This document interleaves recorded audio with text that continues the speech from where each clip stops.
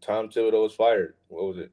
The day we, like, really, like, maybe a couple hours we got off the podcast, he was relieved of his duties. I mean, there's a graphic right there that the pace, like Mike Brown was fired from what is it, Sacramento, Mm-hmm. a few days after he lost to the Pacers. Uh, Mike Malone fired 2 days after he lost to the Pacers, and now Tom Thibodeau was fired 3 days after his loss to the Pacers. So seems Seems like the like Pacers everybody are just offended. firing coaches. Yeah, it seems like everybody offended when you lose to the Pacers because they shouldn't be losing. But that's just me. But listen, I got my opinions on Tom Thibodeau. He plays his players too much, and he has some questionable play calling down the stretch. Not this playoffs though. This playoffs he came back what 4 times down 20. Won't beat the Celtics. Granted that Tatum got hurt, but he was down 2-1 when he was hurt. So listen, man, the NBA. I don't know what is going on with the GMs and the owners and why they're so hard on these coaches when this guy literally just made the Eastern Conference Finals, took that team to the Eastern Conference Finals. Mike Malone took the Nuggets to the finals, won it, got fired a year or two after because he for some reason they just had some interior conflicts. I feel like you should be able to go on and fix those conflicts if you got a championship coach. Now, Tom Thibodeau is not a championship guy, but he has that championship attitude. You can tell he wants to win.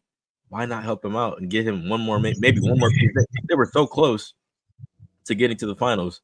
It's just the Pacers played a better series. It's that simple. But to me, man, I just don't agree with the firing. I don't think you should fire someone after making a big accomplishment like that after 25 years of not making it in the Eastern Conference Finals. I just think that's unfair, but they do what they got to do over there. Hopefully, it turns out good for them. I think that this could go two different ways, really. This could go where the Knicks fire him and he's the Mark Jackson to the Steve Kerr of like what the Warriors dynasty was, or something along those lines. I'm not expecting the Knicks to be a dynasty. Or it could just reinforce the stale narrative that the Knicks are just a poverty franchise, and they really were for about 10 or so years. I know one of the things that was kind of a gripe against Tibbs his entire time in New York is that his players didn't necessarily like playing for him. I want to That's a say there terrible was an narrative. I NBA hate survey hearing where it that. was like he was the least like he was the coach that nobody would want to play for or Yeah, something no like coach is that. perfect. No coach is perfect. I've That's what been I'm through. saying. I don't think no. I don't think that's. I think that's all smoke.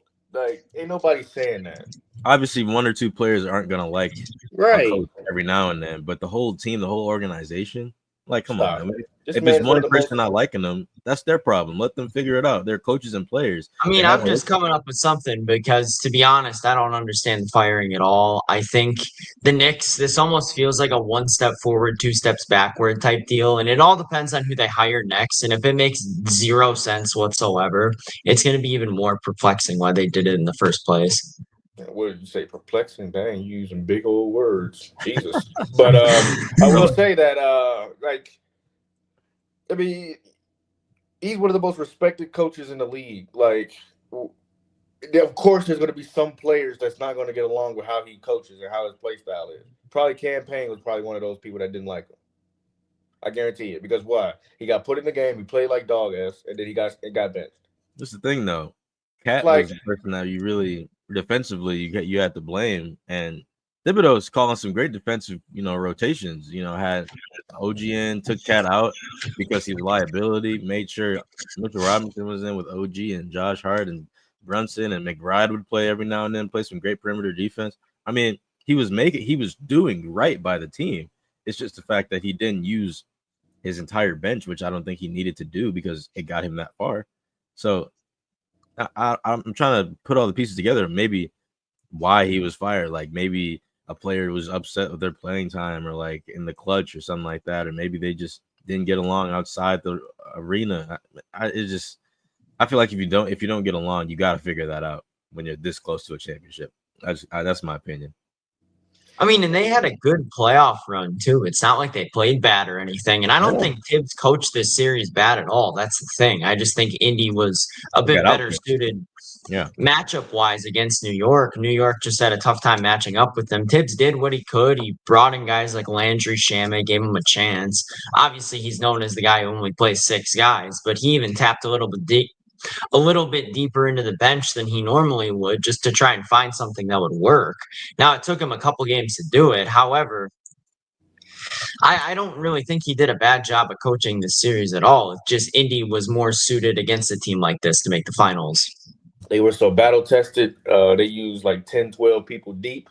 It's I mean that's why I keep telling people Rick Carlisle is possibly probably the best coach in the well, I wouldn't say the best coach in the league right now, but probably the best coach in these playoffs right now.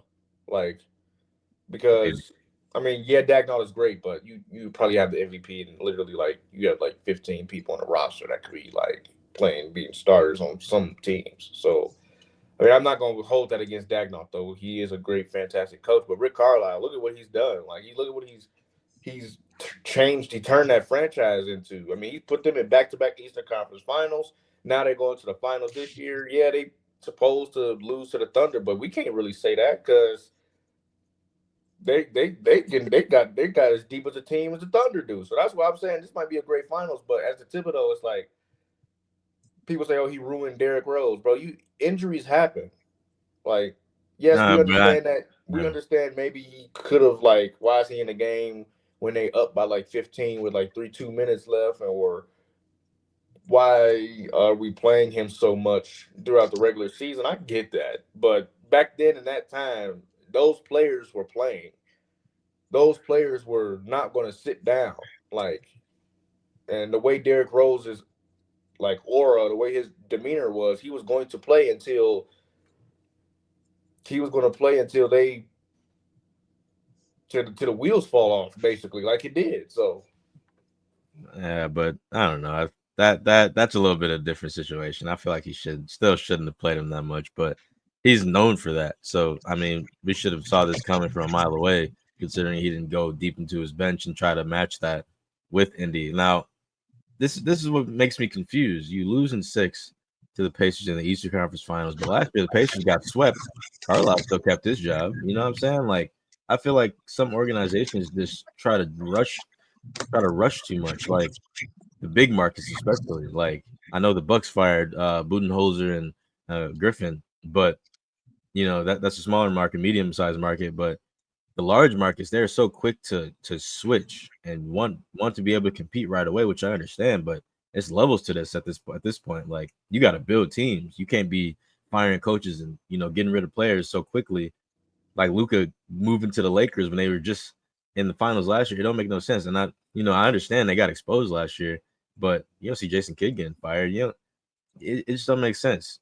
Some organizations just don't have patience, and I feel like that's a big issue when it comes to coaching. And being a coach in the NBA and NFL is so hard because you can lose your job in 1 week. So it it's interesting to see how they go about it, and hopefully their new predecessor goes on and does the same thing and maybe get to the finals next year. But we'll never know, I guess.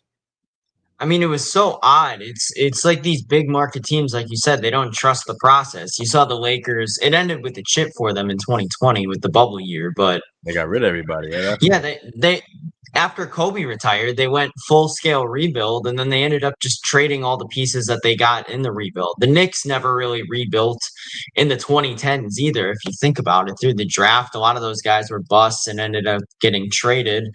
And their rebuild was just signing Jalen Brunson, trading for Cat. It's like they were already in a contending spot at that point. I think those big market teams should trust the process a little bit more sometimes. And in this situation too, it's so perplexing because you go to the conference finals for the first time in 25 years with a team where a lot of people thought they were going to lose to Boston. So one could argue they even overachieved this season. They had a decent regular season. They won 50 games. They beat their first round opponent, Detroit. Uh, then they go out and beat Boston in 6 in a statement series, and now they were a couple bounces away from going to 7 against Indy, and Yeah, it doesn't make any sense. And I think if Game 7 happens, the Knicks are in the finals right now. So the entire situation is just like you can't fault that on Tibbs at all. Yeah, man. I don't know what they're gonna do now. I don't know who they're gonna hire. I think they're looking at Jason Kidd. They're looking at people with jobs already. I don't know why they're not looking to Malone. But they're looking at people with jobs right now, which I understand. Jason Kidd's a big one because of Luka getting traded. I would personally love to see Jason Kidd in New York. He ain't leaving knowing they about to get Cooper Flag. Heck Oh no, yeah, he not, ain't yeah gonna leave. Well, now, I mean, now, that's a very desirable job in itself. but Dallas is right now. But I mean, Cooper Flack's not going to automatically turn your franchise around. I don't think he really wants to wait after being in the finals last year. I feel like he wants to get back to that level. And the Knicks, they were 2 games away, a game away to get into the finals. So, I mean, it's not that crazy to say No, that it's not crazy. It's just they're trying to speak with him at least to. I mean, it's yeah. very unlikely. I'm just putting names out there who I've seen that they're going to go after. So, I mean, it's not crazy to say that, but it's very unlikely. But Of course it'd be not. cool to No, see. it ain't crazy to say at all. It's just if Jason Kidd, it comes when you coach in like big cities like New York and LA. Chicago's different because they don't have a reputation of winning everything all the time. Like when you talk about the Bulls, they haven't really been good since Derrick Rose. But um, when you look at jobs like the New York Knicks or the Los Angeles Lakers, or you look at teams like the Warriors. Those teams are now big market teams, and now they have to focus on winning. They're supposed to win all the time. Even Boston, they're supposed to win. And if you don't win, well, now you're getting scrutinized because you're not winning. And even though you make it a deep run in the playoffs, that's still not good enough. So if he stayed in Dallas, it'd be better for him, for Jason Kidd rather, because you got Cooper Flag coming in.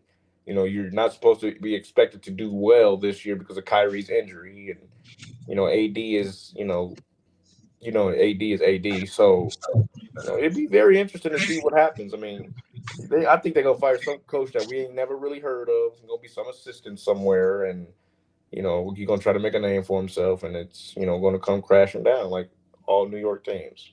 So When you're coaching in New York, it's that big spotlight that like you guys have been saying, it's all about just win, win, win, win, win. And if you're not winning, Knicks fans, I watched a video one time. They know how to put fire, whatever the name is, into the chant so well for some reason. Knicks fans are like the most restless in the league too. It's like watching their team lose, they just can't do it. Them and Lakers fans are just the worst with it. And it's like these coaches, like they'll have decent seasons elsewhere, but I feel like the pressure gets to them too, just because of how the fans act all the time, and it's just always you have to succeed immediately, and you that's gotta trust why the I process. didn't Is feel what no I'm trying to pity get for New at. York.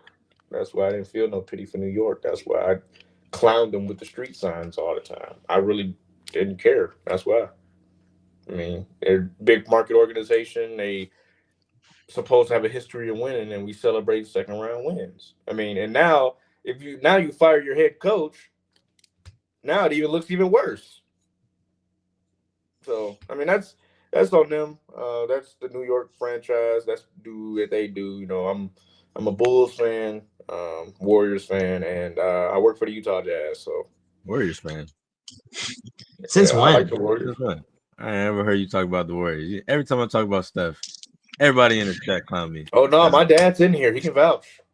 I've been liking I I've been liking the Warriors since they drafted Steph. nobody ever When told they me had that. him with Mark Jackson and they had Monte Ellis and them Man, don't get me boys. started. No, don't get me started on Alonte Ellis, man. He should have been the truth, but Monte Ellis was supposed to be the guy that Klay Thompson was supposed to be. he was Not the supposed to be shooter, better. but he was supposed to be the number two. Yeah. He was supposed to be the He franchise just player. he Yep. was so inefficient. That was his problem. He just never really got that down. He Could was you like imagine if they had Monte Ellis coming off the bench? it wouldn't be Dude. fair. It wouldn't be fair, bro. Monte Ellis was a bucket, bro. Oh man, got me happy feeling like I'm in the old Warriors days. Yeah.